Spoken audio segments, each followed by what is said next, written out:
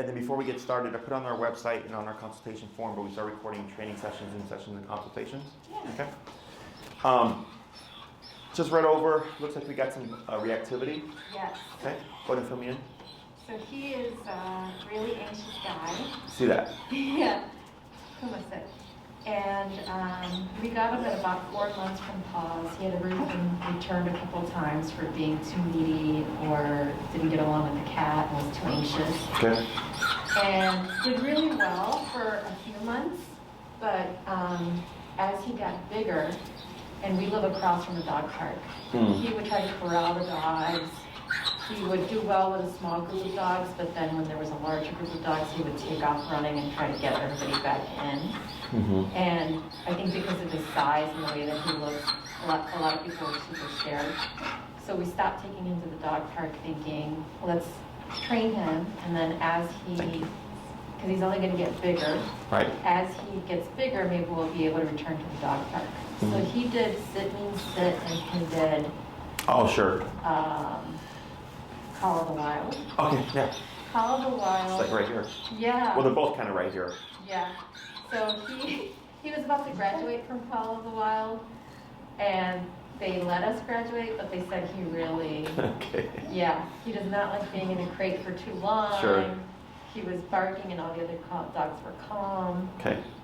So then we tried trazodone a couple times a day, but it doesn't do a whole lot for him. We tried Prozac, which he stopped eating and he wasn't himself, like he wasn't Kuma. So we stopped that too. And now we're here. Oh, and he has never bitten a dog, but he has gone full, like, I'm going to kill you and eat you, barking around a dog. Oh, okay, sure. To the terror of, like, everybody. Sure. He's got a very loud bark. Yeah. He's actually been barking less and less as he's been here. He's been doing more of this. Okay. And he, so when he's more likely to lose it and bark really loud in an angry way when he's on the leash. Yes. Than when he's off the leash. Yes. When he's off the leash, he'll run around and have fun and everything, but every so often he'll encounter a dog that makes him bark a lot and circle the dog. But when he's on the leash, he will go, a light switch will flip if he sees the wrong dog, and he'll be blind with emotion. Okay. Anything else? He's great indoors, and he actually follows commands indoors when he's not distracted really well. Okay. Yeah. So what I'm gonna have you do here is rotate your collar so that the black strap is on top of the neck.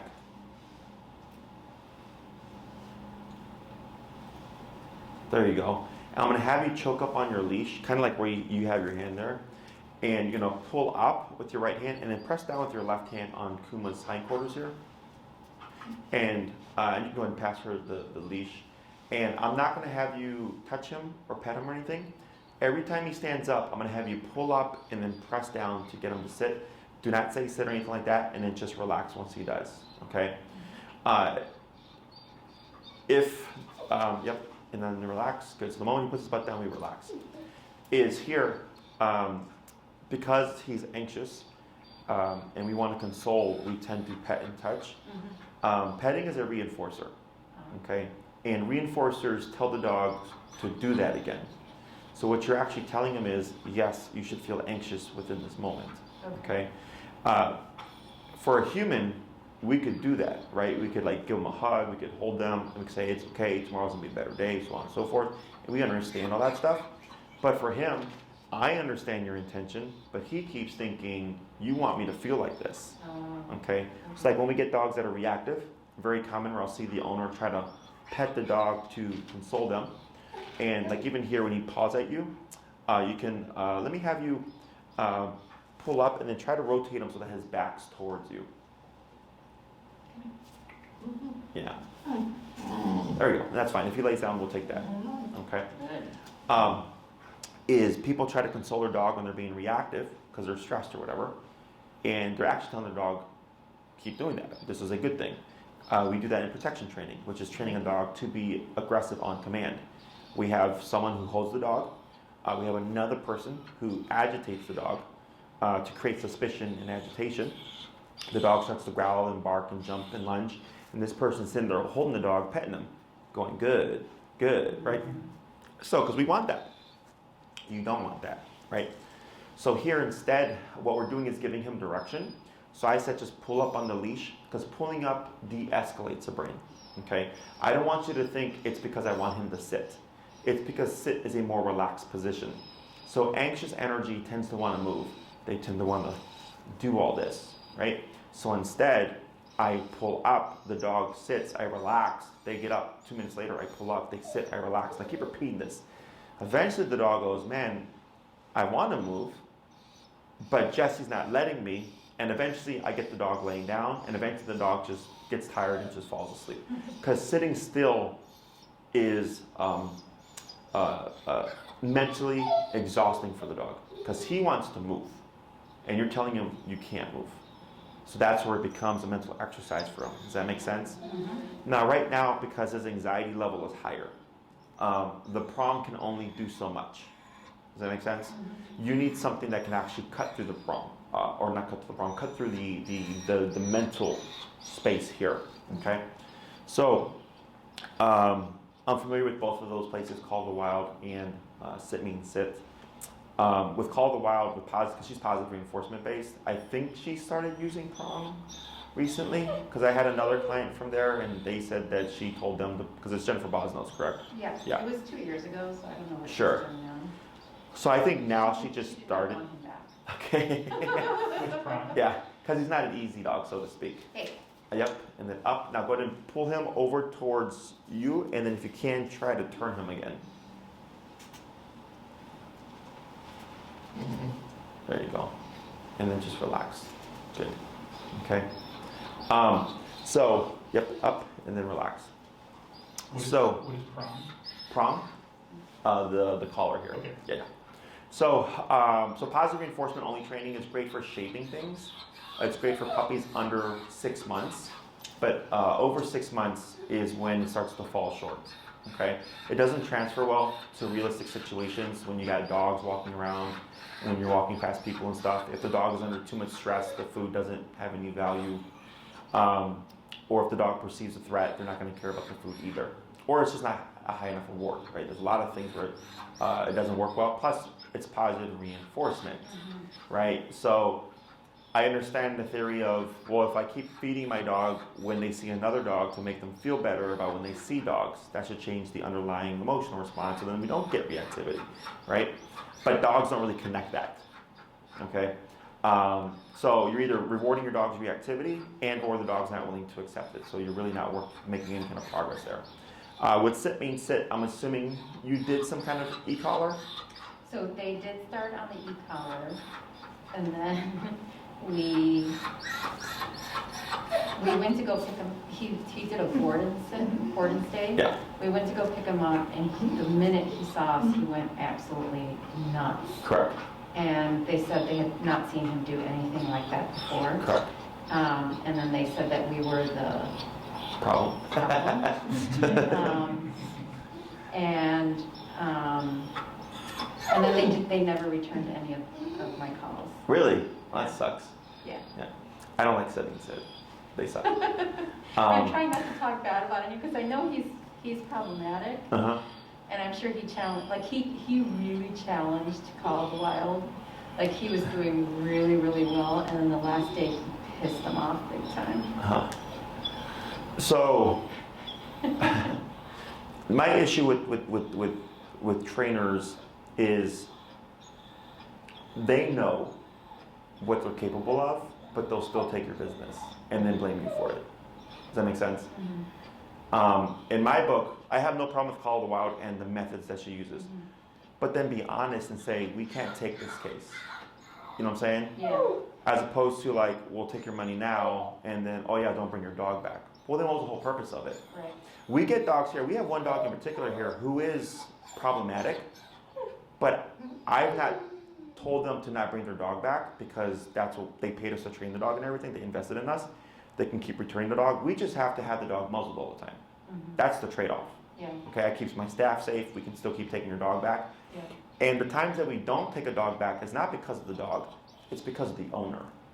Anytime that I've had to kick a dog out of daycare was not because of the dog, Yeah. it was because of the owner. yeah. Okay? So, He's done, in like the 2 weeks that he's been here, I mean, I walked him twice today and it was delightful. Like, we went for 4 miles and we just had the best time together. There was nothing. There were dogs walking past. Squirrels, he's still like. sure, that's prey drive. I understand that. Yeah. Right. So here, I don't want you to think like your dog's like a helpless case or something like that, or that it is you, because you've sought out the answers. You've just not been given the correct answers. Okay? Because that's much more common than you would think. I've worked with many. Yep. And then may I take? So.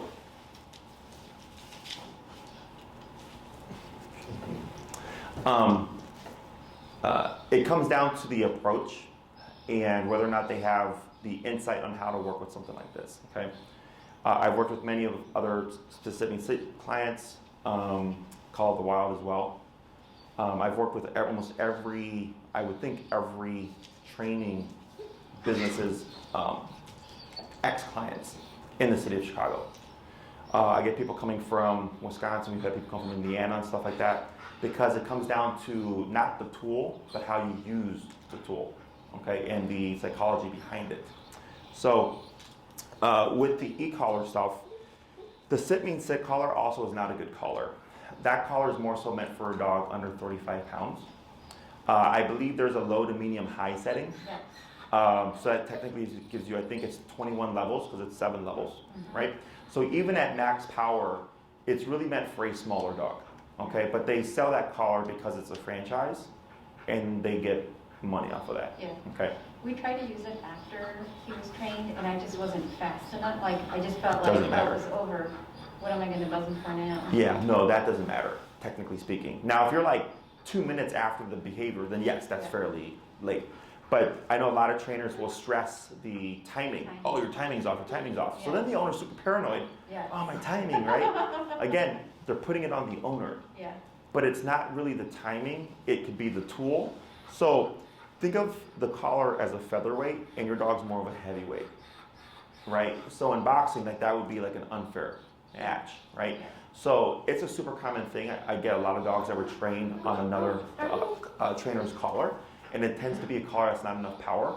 Then once we put the dog in appropriate power and the appropriate methodology, all of a sudden we start to make progress.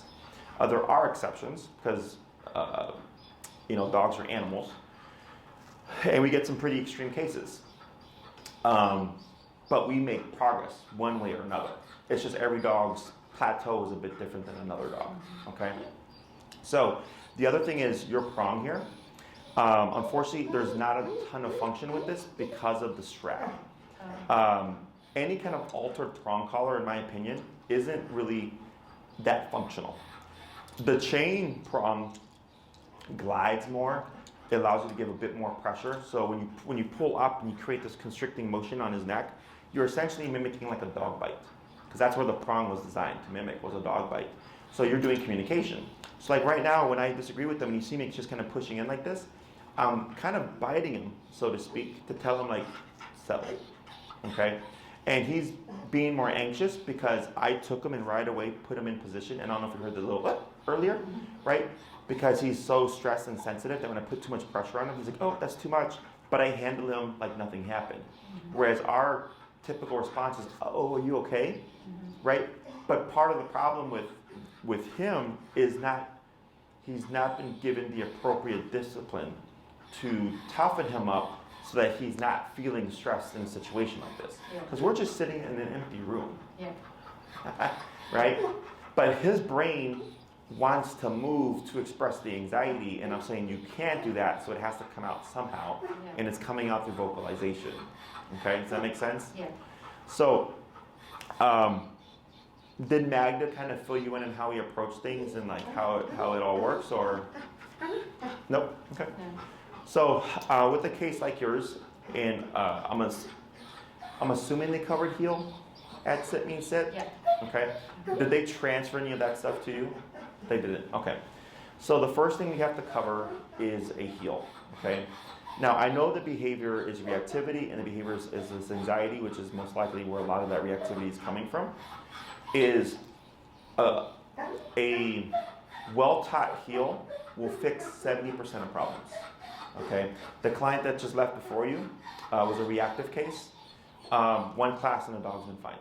Okay. Now it's not always like that, but a lot of times it is like that. Okay. So just getting disciplined in an appropriate fashion helps the dog learn how to handle the stresses of life without being reactive.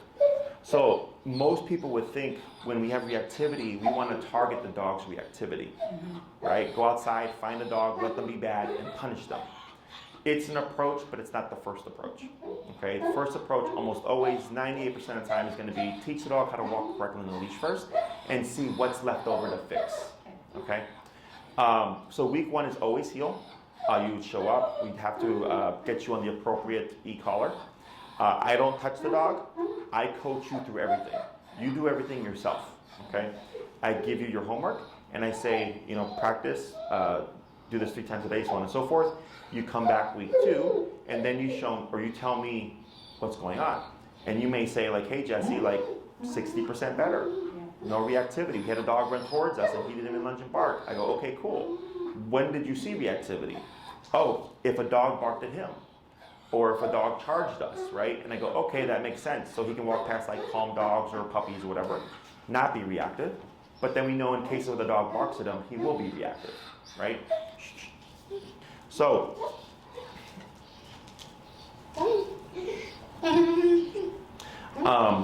we do the second half of heel. I give you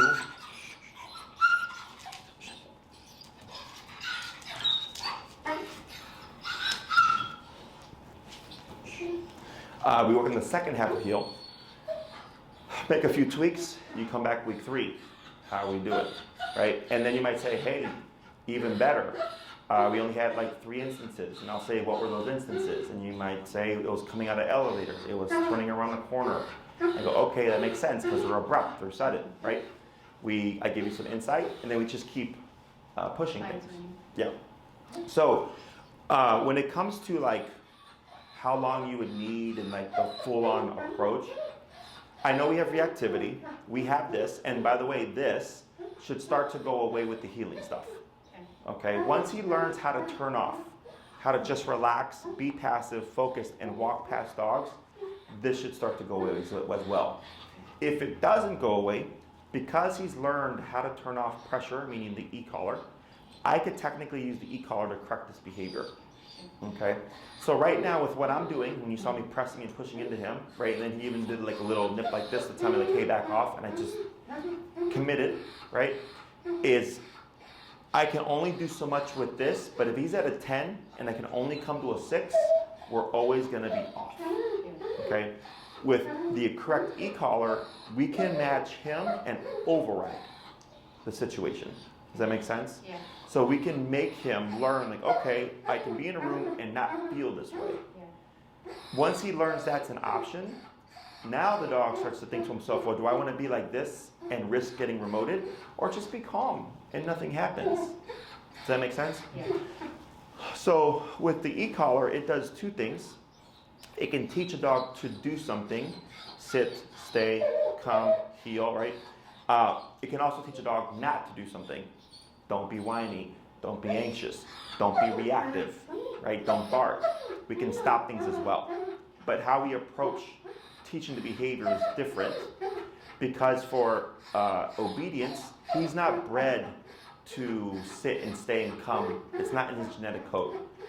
Behavioral stuff, however, is. So like, you've seen it, where he charged the dog and circled around them, right? In that moment, he was using the threat of physicality to stop something from that dog. And likewise, let's say he charged the dog was like, hey, don't charge me. They would bite him to tell him, don't do that to me. What he does in response, whether he backs off and or engages, is a different thing, okay? So e-collar does both, because since it's a physical contraction, it's unpleasant, it's something that he wants to turn off. we can use that here. So it's like, it's a bite and a button is how I describe it to people. But it has to be layered in correctly. Because if the dog doesn't understand how it turns on and how it turns off, you're just going to make the problem worse. Okay? Which is also why we cover the heel first. Because with the heel,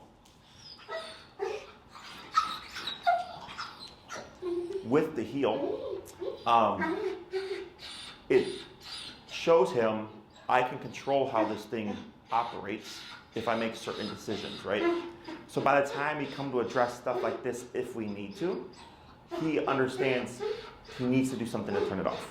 And he's just got to figure out what is it that he needs to do. Does that make sense?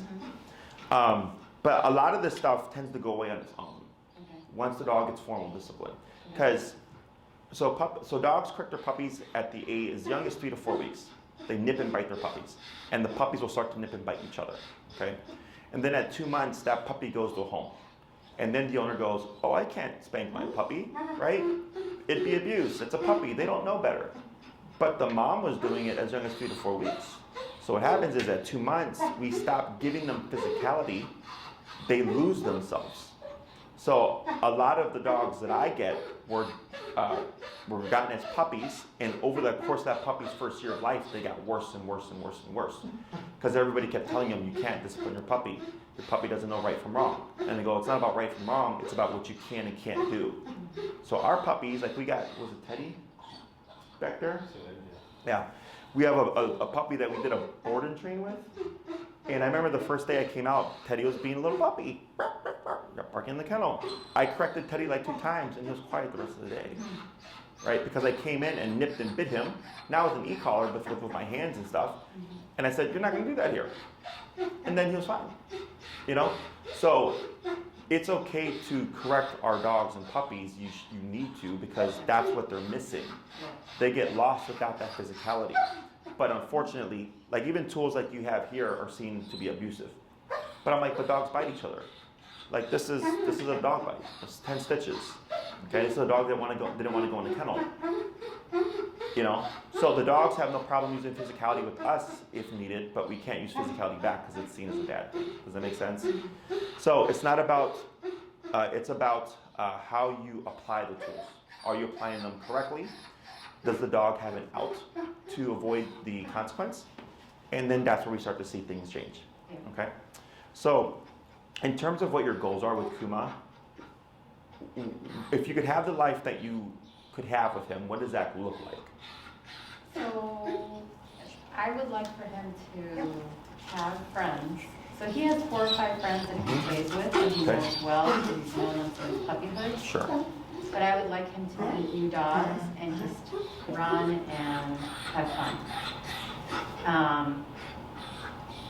I know one of the hardest things for him right now is that we've always had a teenager at home for him. Mm-hmm. All 3 teenagers are gone. We're empty nesters now. I'm about to start a job that's close to this place where I can drop him off and pick him up because I don't want him home alone all day. Mm-hmm. Or even walked a couple of times, he is going to freak out. Okay, sure. So I'd like to do daycare here with him and potentially have him train while he's here and then pick him up at the end of the day and be able to just walk him and have him be happy. Okay. Really, this is about making sure he's happy so that we can have calmness in the house. Okay.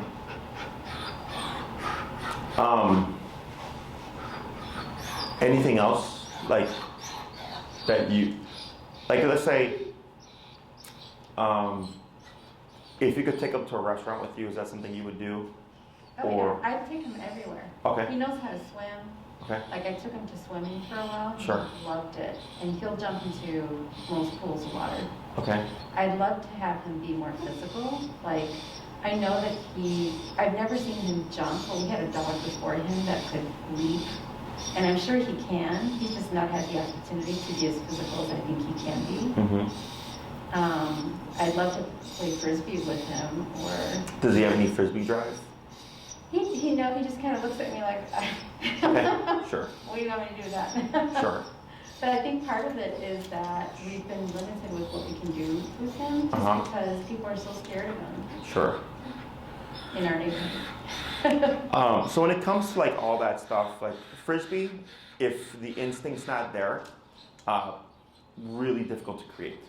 Okay, so I wouldn't worry about Frisbee stuff. Yeah, no, I'm just looking for a way to interact with him. Sure. He fetches the ball. Sure.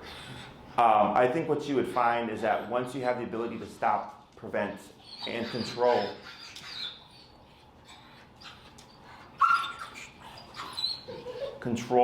reactivity, is you're going to do more stuff with him because it opens up options, right? So when we get reactive dogs, we tend to withdraw a bit. Like I have dogs that are reactive when people come over, and the owner can't now have people come over and have a social life because of their dog's behavior, right? So as soon as we start to get all the reactivity and control, all the territorial behavior and all that stuff, now the owner's like, well, now I can have people over. Now I can bring my dog over to my friend's house. Now I can go take my dog to the park and have him off leash. Yeah. Not worry about is my dog going to charge the dog across the park, right? So here,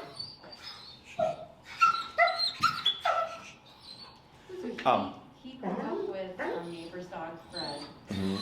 He was a golden lab. They got along so well, they took the fence down in between their houses, and they run back and forth. She's now dating somebody who has a golden retriever that he takes one look at it, and oh sure, he just wants to kill her. Sure. We would love for them to go on. And I don't know, that we take a home visit or something, but to introduce them, because we've tried introducing them in the park, we've tried introducing them away from the home. Sure. He knows her. Sure.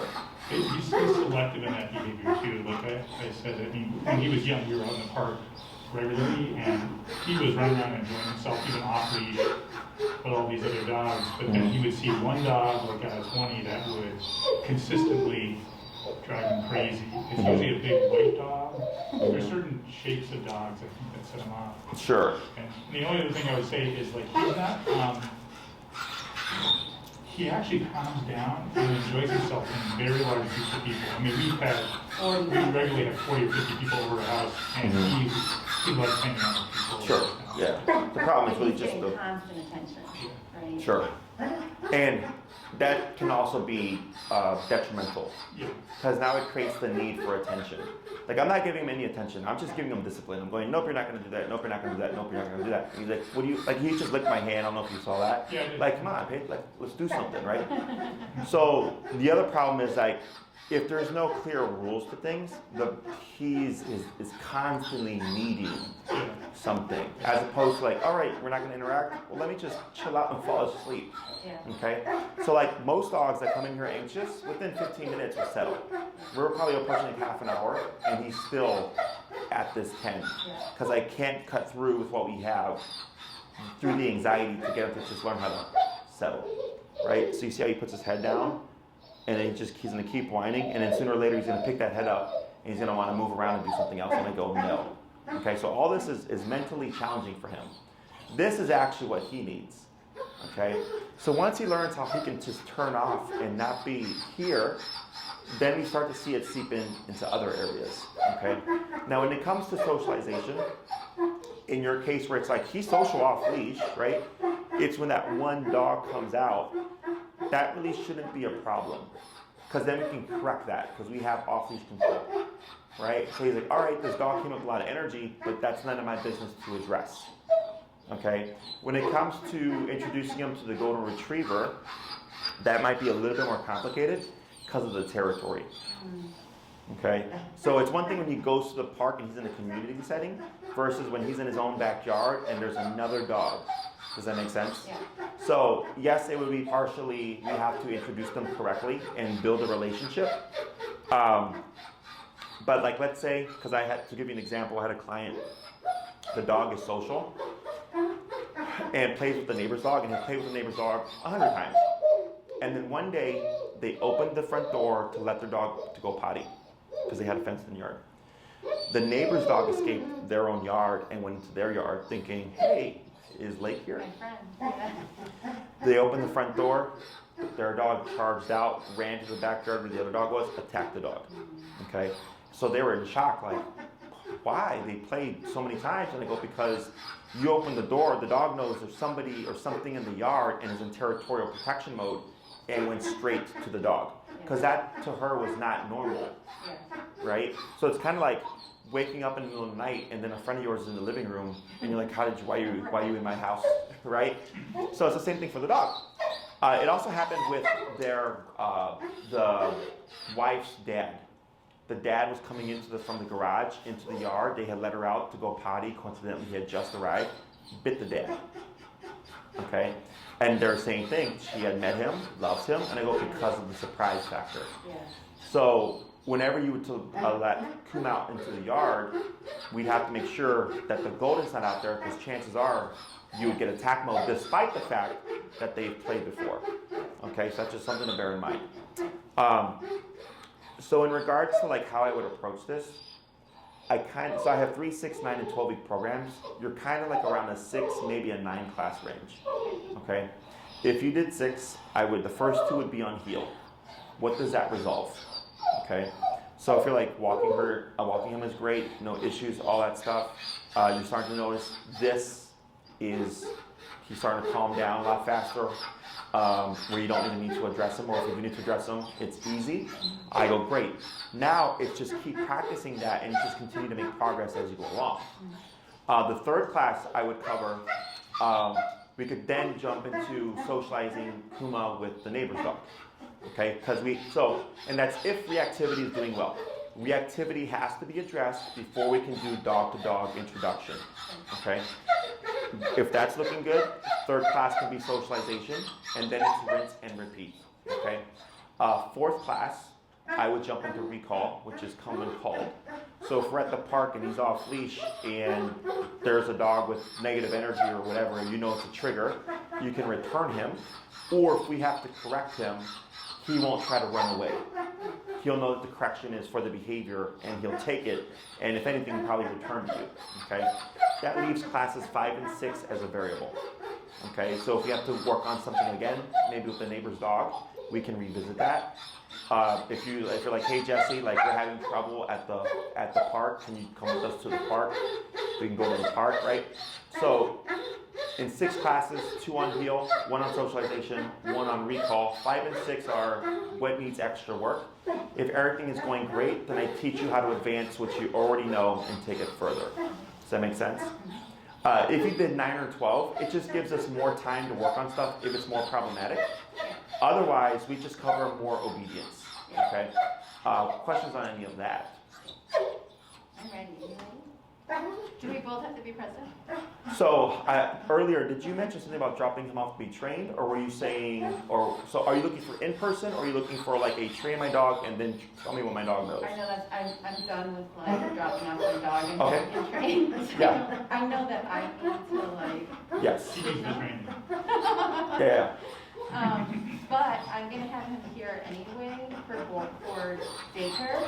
So I think whatever's been happening during daycare or during that 3-day observation has been magical for him. In terms of where we walk now. And so like we're both so happy. Mm-hmm. So I want that to continue. Sure. So technically both are an option for you. Okay, because I don't think your case. So there's certain dogs that come in here that the owner may want to do a boarding train, and I'll tell them no, because they definitely need to learn how to work with their dog. Yeah. Okay. In other cases, I'll say this is simple enough, or I'm confident enough that my trainer can address the issue and transfer it to you. Okay. So technically, you can do in person or daycare and train. Okay. They're both an option for you. Yes, doing it yourself is the most beneficial. You learn a ton more. It's all hands-on for you. From the get-go, it's tied to you. If you did a 5-day daycare and train, or a 10-day or whatever, you wouldn't know what Kuma's learned until you've had your follow-up. So you're going to have the behaviors until you have that follow-up, so then you could apply what he's learned at home, and then you would see the progress. So there's going to be a little bit of a delay there, okay?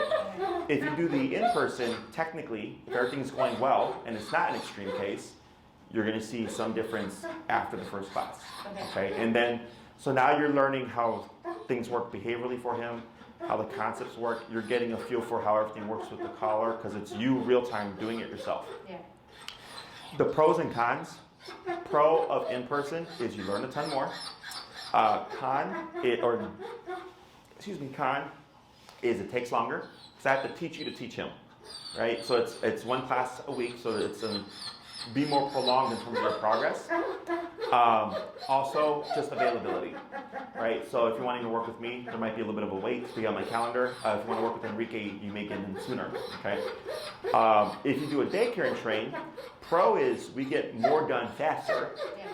Con is it's all tied to us, we now got to tie it to you, okay? Which is why you have to have that transference class. Yeah. That's why I asked when sit means sit, when you completed that board and train, was there any transference, right? So, because even though the dog knows the skills, if he doesn't know the skills with you, it doesn't apply. Does that make sense? Yeah. He's going to need the daycare anyway. Mm-hmm. And when I wake up in the morning now, he's like, are we going? Let's go. Sure. He wants to be here. Sure. So I definitely want to do the daycare. But I also want to do the work so I'm happy to learn it whenever you're available to teach it to me. Mm-hmm. But I just want him to get the daycare. And you're talking about regular daycare? Yeah. Yeah. So you can do that. You can do those. Awesome. Yeah, you can do those. Because how was he for the evals? He was great. He showed up very whiny on his first day. Yeah. We did some threshold stuff with the crate, get him to settle down, and then after that he was fine. We socialized him with my dog, no problems. Who's your dog? Which one's your dog? The blue-eyed husky. Oh, cute. And then he was in a group with 4 or 5 other dogs, and he did really well. That's A awesome. little shy at first, but sort of playing. Yeah, and that makes me happy because he's not getting that right Oh, sure, at home. now. Yeah, Yeah. Part of that is because it is structured and controlled. yeah. So like the main daycare area is in the back part there. So like we could have 40 dogs and it would still be this quiet. Like because you can hear them when they're playing and stuff. Yeah. And then the occasional dog barks, like it's not perfectly quiet, right? But because we run structure, the dogs aren't as stressed. Okay, so then they start to understand like, okay, like this isn't a free-for-all, like this is actually a safe place to play. Right. Which is where like going to dog parks and like open fields where people usually bring their dogs, it's kind of hit or miss because there's some dogs that people bring that shouldn't be there, you know? I've had clients whose dogs were attacked at a dog park and the owner just grabbed their dog and left. You know, like these are very real things. So once he understands that there's structure and discipline and someone's in control, you should start to see a lot of this just go away. Okay, and if not, well, there's another answer. It's just not the initial answer that we thought it was going to be. Okay. Other questions?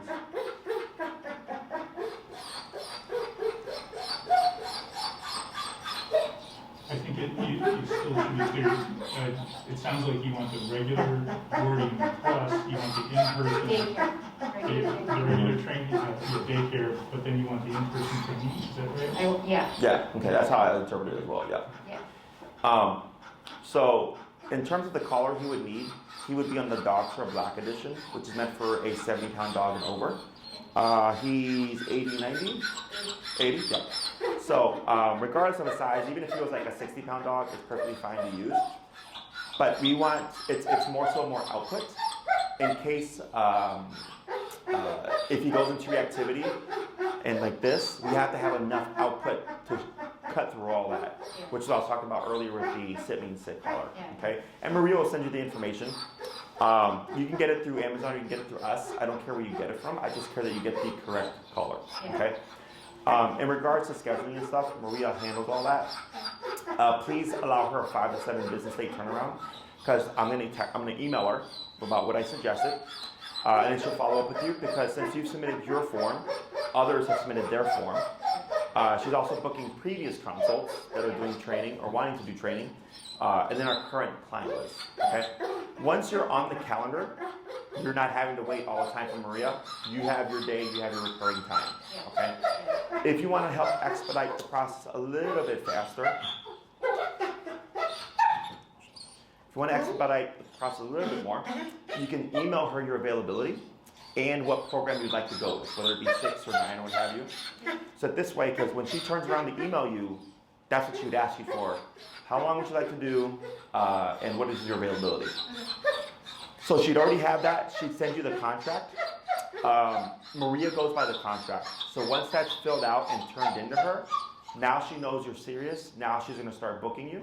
A lot of people have questions, which is fine. But then as she's answering all those questions, she's booking other people. So she doesn't really give you a time until she knows you're wanting to sign up. Okay? So there's no rush on the form, but just as a heads up, if there's a delay in the process, that's why. Okay? And then she'd figure out what works for everybody in terms of the training. Not everybody needs to be there. Ideally, the first class would be great if both of you were there, and for the recall class or the socialization class, because they're all pretty informative. Otherwise, for the most part, it transfers very easily. And because we film stuff, if one person can't make it, not a big deal, because they can just review the video. Okay? Other questions? Can you sell a pound color here too? So, if with the e-collar, there's a chance that you won't even need this. Oh, Okay, so I wouldn't worry about altering or changing this quite yet. okay. If you feel the prong gives you more leverage, which is what it does physically, it gives you more physical leverage, the e-collar technically gives you the ability to stop everything. Okay, is a lot of my clients will move past the prong just to the e-collar.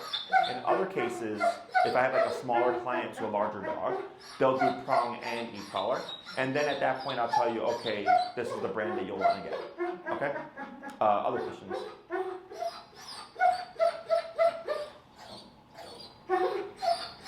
I gotta say, both Maria and Elizabeth have been amazing at turning out calls and like your text. We're glad to hear it. Maria's my aunt. Elizabeth is my girlfriend. Oh. Yeah. So she's helping take over some admin stuff to take off some weight off of me, so I can focus on like more of this stuff. Yeah. Other questions? So he's pretty bad. With the anxiety. Well, the anxiety right now, but I've been really strict. And here, I can't correct him appropriately, right? So the longer, like you guys saw, right, when you had him yourself, how you were able to settle him. I mean, it lasted maybe 5 minutes. But we've gone to crate once, and that was the end of it. Right. Do we need a crate at home? No, you should be fine. Yeah, no, you should be fine. I mean, he's been fine since. Yeah. So it's really just what we have here in the moment. I can't match the intensity. You know, maybe in another hour he finally falls asleep, because emotionally he can only be in this state for so long. Yeah. This is exhausting. Yeah. You know, I tell people it's kind of like being angry. You can't be angry forever. Sooner or later you let it go. Sooner or later you let it go. But then unless like that thing that upset you came back, then you might trigger, right? But then you technically let it go faster, right? Because you can only do that for so long. So same thing for this guy. The longer he does this, the more he wears himself out. And eventually the brain learns how to settle faster. Okay? So this, yes, is up there, but I'm not really concerned about it in terms of the training. I think once he gets formal e-collar, like it's going to be a big difference. Okay? So why is he so anxious right now? Like if he turned around 5 minutes before, is it just that you haven't disciplined him? Or? Right, so like right now, see how he gets more right here? Like all this.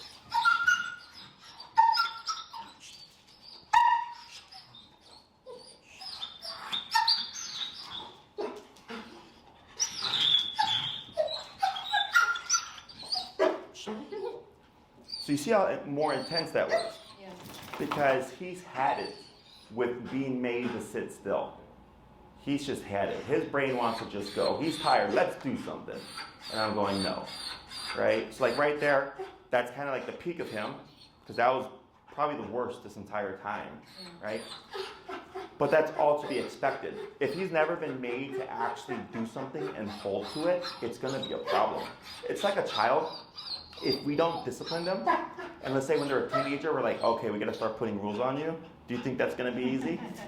All right? Probably not. It's the same thing for dogs. Yeah. Okay? So here, because I'm being consistent, every time he moves, I'm saying, no,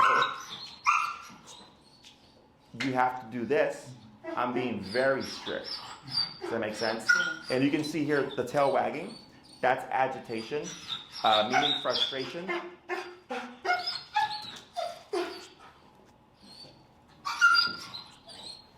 So that tail moving isn't happy. You see how he's moving now? Right? So now he's kind of like at his peak with what he's capable of doing. So what I'm doing here is I'm putting pressure on the prong and I'm pushing against him, causing some discomfort. And the moment he gives me what I look for, everything stops. Okay? So the tail wag here is the brain going, I don't want to give this up. Okay, so agitation doesn't necessarily mean aggression. Agitation means he's really under a lot of conflict because he wants to do one thing and I'm telling him he has to do another thing. Does that make sense? Yeah. E-collar is much easier. Yeah. Okay, it's way easier. I'll tell you, my belief is that we're the kind of parents that set orders and we just expected the kids to stay there and they gave us we were so, I think we just got lucky. They just Like did it? rules. Yeah, no, I get it, yeah. That was her personality type. Yeah. We'll still get there. But I mean, they're like really calm, sensitive, loving, and I think almost too loving to a dog. I think dogs are different, right? You just gotta show them where it's at, and we did not do that. Right. Either of our dogs. Yeah. I'm I'm sorry?